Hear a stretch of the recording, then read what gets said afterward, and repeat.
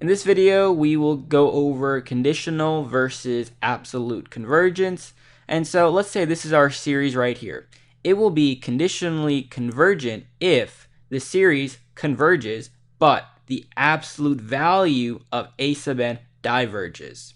Likewise, if this is our series, it will be absolutely convergent if this piece right here, the absolute value of a sub n, converges. So the theorem essentially states that if the series is absolutely convergent, then it is also convergent.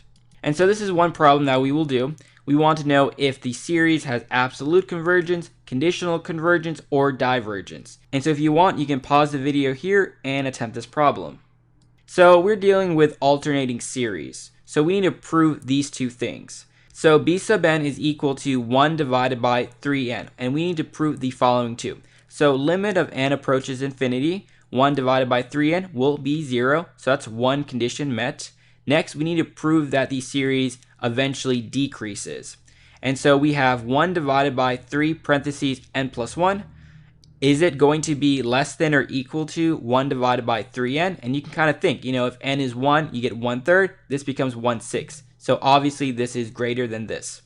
So at this point, we know that the series will have at least conditional convergence because we applied the alternating series test. But we want to know, will it have absolute convergence? And this is where we put the absolute value sign. And by putting the absolute value sign, we get 1 divided by 3n, or 1 divided by n, because we're going to be using p series. So it doesn't matter if this is 1 divided by 3n or 1 divided by n. And so this will diverge by p series because p is less than or equal to 1. And so we won't have absolute convergence. We will just have conditional convergence for this series. And that's all we need to do for this problem.